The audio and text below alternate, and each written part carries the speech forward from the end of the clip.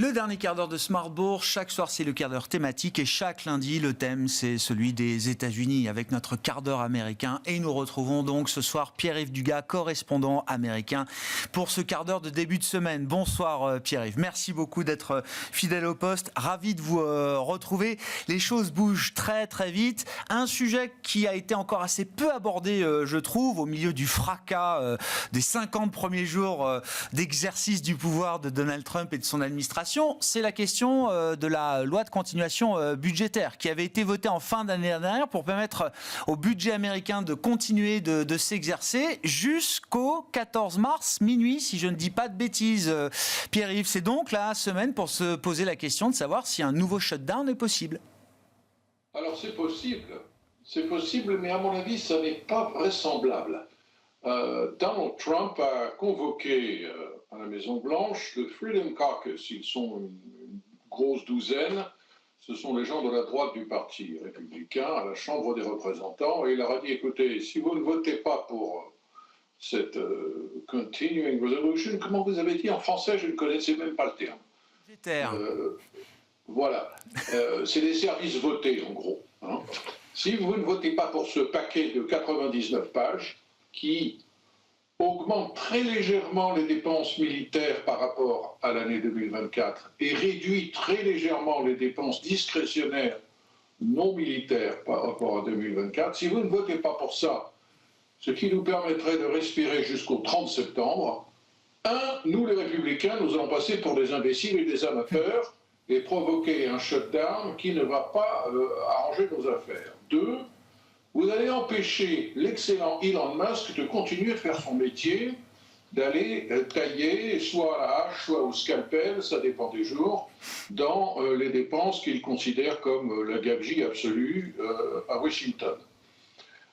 Troisièmement, vous allez créer une diversion malvenue, car le plus important pour nous républicains, avec notre très faible marge de manœuvre, puisqu'il n'y a que 218 républicains élus à la Chambre des représentants contre 214 démocrates pour le moment, vous allez tout ralentir sur le travail qui est vraiment important, celui de la reconduction des baisses d'impôts qui avaient été adoptées en 2017, lorsque j'étais déjà président, moi Donald Trump, et le renforcement de la politique d'immigration. Donc, s'il vous plaît, messieurs les intransigeants, messieurs les super conservateurs, messieurs les orthodoxes de la fiscalité, soyez gentils, pas de dissension, comme un seul homme, vous votez pour ce paquet de 99 pages, nous évitons le shutdown jusqu'au 30 septembre et on passe aux choses sérieuses. Les démocrates, naturellement, de l'autre côté, n'ont pas du tout l'intention de donner un coup de main aux républicains, mais ils ne voudraient pas porter le chapeau d'un shutdown, car leur bread and butter, hein, leur fonds électoral, c'est quand même aussi les dépenses publiques et la défense des fonctionnaires, et ça fait un mois qu'ils se présentent comme le parti qui veut empêcher Elon Musk de faire n'importe quoi. On voit mal comment il pourrait se faire taxer d'être responsable de la mise à pied, ne serait-ce que quelques jours, de fonctionnaires qui souvent sont obligés de continuer à travailler sans être payés. Je crois que Donald Trump a un des records sous sa première mandature du shutdown, l'un des shutdowns les plus longs, je crois. 35 jours, oui, je crois. Effectivement, alors on avait beaucoup dit ça sera catastrophique, les républicains le paieront très cher. L'AFP reprenant comme d'habitude le Washington Post, le disant oh là là, ça va provoquer une crise économique, rien du tout. Bon. Non, les impacts historiques, en tout cas des shutdowns, sont très très limités sur la croissance.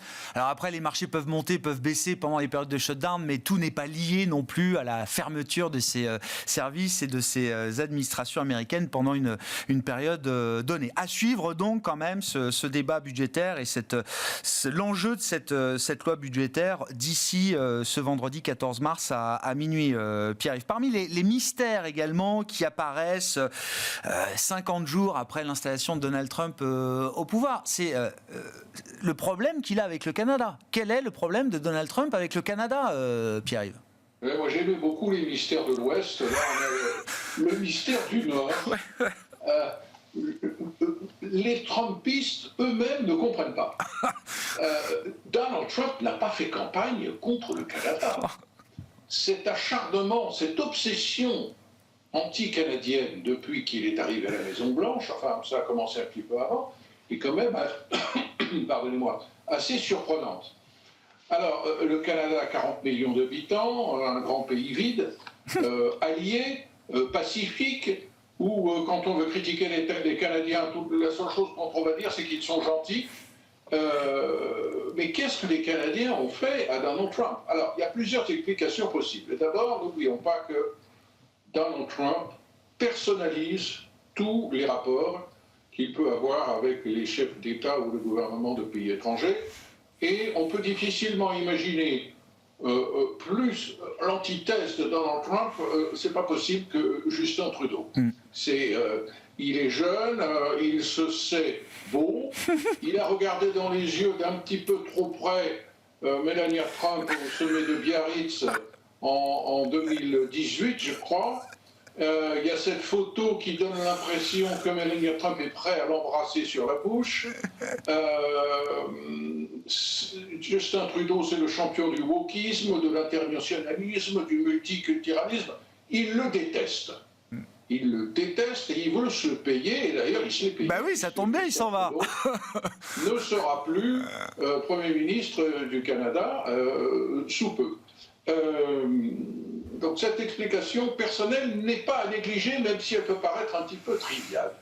Et puis il y a le fait que Donald Trump considère que, en regardant la carte, il n'y a pas que le Groenland, il y a d'abord le Canada. Si on regarde la carte dans le bon sens, c'est-à-dire pas avec une planisphère en travers, mais une planisphère en version verticale, si les Russes veulent envoyer des bombes et des missiles, ils vont passer par le Canada. C'est très important de sécuriser absolument, et c'est déjà le cas, l'espace nucléaire stratégique, stratosphérique au-dessus du Canada et du pôle. Le Canada est riche en minerais, ça l'intéresse à long terme. Et puis ça serait le deal immobilier du siècle. Si les États-Unis pouvaient se payer un 51e État, ce qui naturellement n'arrivera pas. Les Canadiens n'en veulent pas. Et il faut que, à mon avis, Donald Trump fasse attention de s'amuser, peut-être au début en plaisantant, mais il a l'air d'y croire, de faire du Canada le 51e État. C'est que l'inverse peut se produire. Le Canada peut décider que la Californie, l'État de Washington et l'Oregon vont faire sécession pour rejoindre et devenir des provinces canadiennes.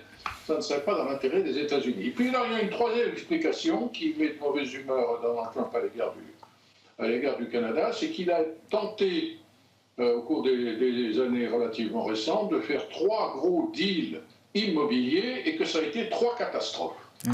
Une catastrophe avec un hôtel sous licence à Toronto, une catastrophe avec un condominium, un immeuble d'habitation de copropriété à Toronto également, et catastrophe aussi avec un hôtel à Vancouver sous licence qui avait été repris et exploité par une société de l'organisation Trump. Le maire de Vancouver avait envoyé une lettre à Donald Trump en disant « Surtout, ne mettez pas votre nom sur le bâtiment, nous ne voulons pas de vous ». Ça a terminé en faillite tout ça. Le marché canadien n'a pas été gentil avec l'organisation Trump et c'est probablement une des choses que Donald Trump a un petit peu en travers. Un des objectifs réalistes, parce qu'on cherche là, au bout de 50 jours, à trouver des objectifs, une cohérence, quelque chose de réaliste quand même derrière les va-et-vient quotidiens et permanents de Donald Trump. Sur la question tarifaire, l'objectif va être de renégocier à nouveau l'accord de libre-échange de la zone Nord-Amérique, qui inclut Canada, États-Unis, bien sûr, et Mexique. C'est ça l'objectif de cette législation, Pierre-Yves ? Officiellement, pas du tout. Officiellement, il s'agit de mettre la pression sur le gouvernement mexicain et le gouvernement canadien pour qu'ils barrent la route à l'invasion des États-Unis par des produits plus ou moins. C'est la guerre contre la drogue. Il le répète à chaque fois, Lutnick, Trump, c'est pas la guerre commerciale avec le Canada et le Mexique, c'est la guerre contre la drogue. Voilà, c'est la guerre contre la drogue. Le fentanyl tue 70 000 Américains par an, pardon. Il serait temps que le Mexique et le Canada prennent les choses au sérieux. Une des choses qui est frappante dans cette histoire, c'est que la présidente mexicaine n'a pas vraiment le profil d'une Trumpiste non plus. Elle a été élevée, elle a fait ses études à Berkeley, Et elle fait l'objet de multiples compliments de la part de Donald Trump. Ainsi, semble-t-il, au téléphone, ils ne se sont pas rencontrés, mais les rapports ont l'air tout à fait cordiaux. Je pense que si on peut ouvrir la porte et trouver une solution élégante de sortie à cette crise complètement artificielle, ça serait l'arrivée de monsieur, comment s'appelle-t-il, Carney, à la tête du Parti libéral, et qui va devenir, jusqu'aux nouvelles élections, le Premier ministre canadien. On verra effectivement Mark Carney qui va prendre le poste de Premier ministre, qu'on connaît bien dans les milieux financiers. Il a été banquier central, gouverneur de la Banque du Canada, gouverneur de la Banque d'Angleterre également, canadien bien sûr, qui devient Premier ministre canadien. Et je suis assez d'accord avec vous, j'apprécie en tout cas. Je suis beaucoup Claudia Sheinbaum, la présidente mexicaine, parce que je pense qu'elle sait comment parler à Trump et que visiblement chaque conversation téléphonique a toujours été constructive. Et que pour l'instant, elle évite, sans trop de sacrifices, elle évite quand même l'exécution des menaces tarifaires. Dans la psychologie de Donald Trump, il y a quelque chose de fondamental. Les Européens sont sur le point de s'en apercevoir à nouveau. Ils en sont déjà conscients. C'est qu'ils n'acceptent pas l'idée qu'on aille dans un pays, en gros, aussi développé que les États-Unis, pratiquement aussi riche, acheter des biens et services.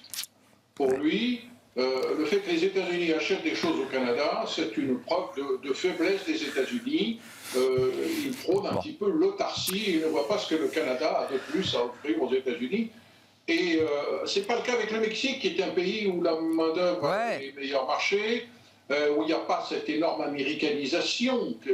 Vous connaissez le Canada, je veux dire, vous passez des États-Unis au Canada, ça fait pas la différence. Vous passez la frontière, on se demande si on est toujours aux États-Unis. C'est très similaire tout de même. Donc, je ne sais pas, il fait une fixation là-dessus, peut-être précisément parce que ça ressemble beaucoup à l'Amérique et que ça l'agace. Merci beaucoup Pierre-Yves, merci d'être avec nous chaque semaine pour suivre les tribulations de Donald Trump et de son administration, notamment en 50e jour aujourd'hui. Pierre-Yves Dugas, correspondant américain, c'était le quart d'heure américain de Smart Bourse.